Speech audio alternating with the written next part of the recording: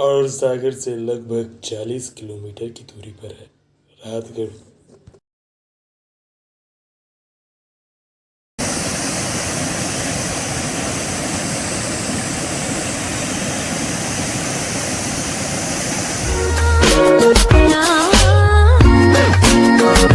Hey guys, this is विकास और आप देख रहे हैं मुसाफिर देसी। और आज मैं आपको दिखाने वाला हूँ सागर से लगभग 40 किलोमीटर की दूरी पर और पीना नदी के किनारे बसा हुआ छोटी सी तहसील राहतगढ़, जो कि काफ़ी मशहूर है अपने वाटरफॉल और किले के लिए। सागर से 40 किलोमीटर की दूरी पर पीना नदी पर बना हुआ ये वाटरफॉल काफी सुंदर और अद्भुत और एक रहस्यमयी वाटरफॉल माना जाता है। और वर्षा के मौसम में यहाँ प्रदेश भर से पर्यटक इस वाटरफॉल का नजारा लेने राहतगढ़ आते हैं। यह वाटरफॉल अपने आप में ही एक अद्भुत और प्राकृतिक सौंदर्य रखता है और ये पर्यटकों के लिए एक पिकनिक का बहुत ही अच्छा स्पॉट है। और राहतगढ़ के इस फॉल की तुलना जबलपुर के धुआंधार वाटरफॉल से की जाती थी।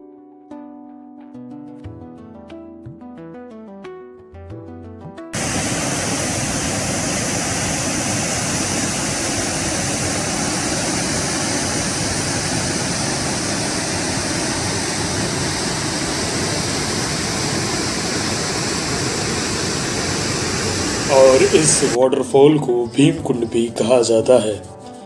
यहाँ के रहवासियों का कहना है कि इसके अंदर एक शिव मंदिर भी बना हुआ है। इसमें दो प्रमुख धाराएं हैं, जिसमें से पहली है पुरानी धारा। इसकी ऊंचाई लगभग 80 फीट और नई धारा की ऊंचाई लगभग 56 फीट है। माना जाता है कि अज्ञातवास के दौरान पांडव भी यहाँ रहे थे और उनका यहीं पर कौरवों से युद्ध भी हुआ, जिसका से जुड़ी हुई एक भीमसेन की प्रतिमा इस वाटरफॉल के ऊपर की तरह आज भी है। और अब हम आगे बढ़ते हैं राहतगढ़ के किले की तरफ।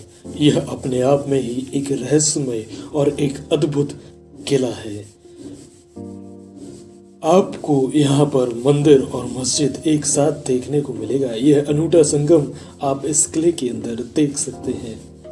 यह किला लगभग 1700 फीट की ऊंचाई पर बना हुआ है और यह किला लगभग 66 एकड़ में फैला हुआ है। और इतिहास में उल्लेखित है कि यह किला 1256 ईस्वी में परमार शासकों ने चंदेलों को हराकर जीता था।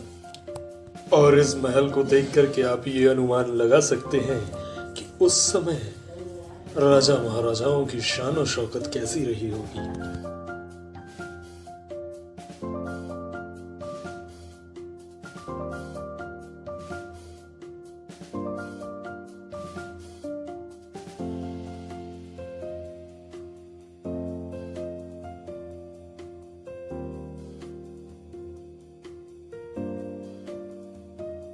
और यही है किले का दूसरा प्रवेश द्वार।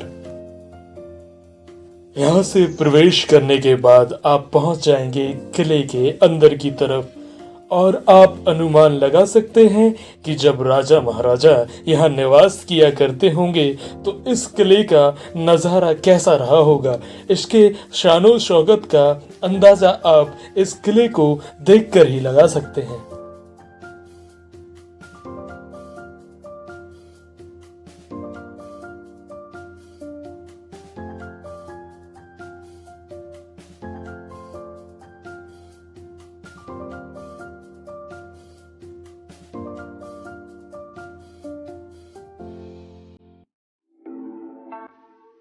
जो आपको सामने की तरफ इमारतें नजर आएंगी वह है बाबा गुलाम अली शाह की मजार और उसी के सामने की तरफ शिव मंदिर, जो कि यहाँ एक अनूठा संगम है। अब हम आगे की तरफ यहाँ से बढ़ते हैं इस महल की सबसे खूबसूरत इमारत। जी हाँ, मैं बात कर रहा हूँ इस महल के सबसे खूबसूरत और शानदार महल की। जी, उसका नाम है मोती महल। मोती महल माना जाता है कि मोती महल में राजा स्वयं निवास किया करते थे अपनी सभी रानियों के साथ। तो चलिए अब आप कुछ नज़ारे देख लीजिए मोती महल के।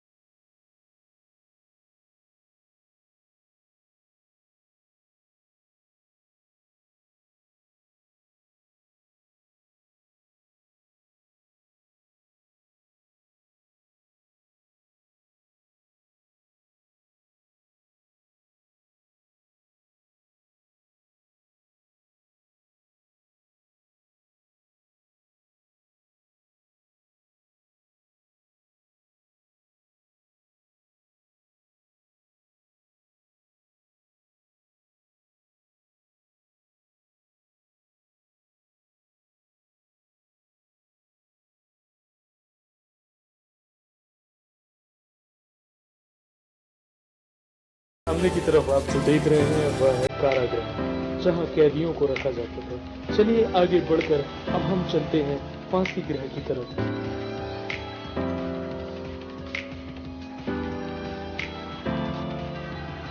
यह है बीना नदी और सुरक्षा की दृष्टि को देखते हुए किले में 26 टावर बनाए गए थे। इनमें से एक है यह सामने की तरफ आप देख रहे हैं, जिसका नाम है जोजन भोज। यह फांसी गृह भी कहा जाता है, यहीं से सजाए फांसी दी जाती थी। वीडियो पसंद आया हो तो लाइक और शेयर कर दें।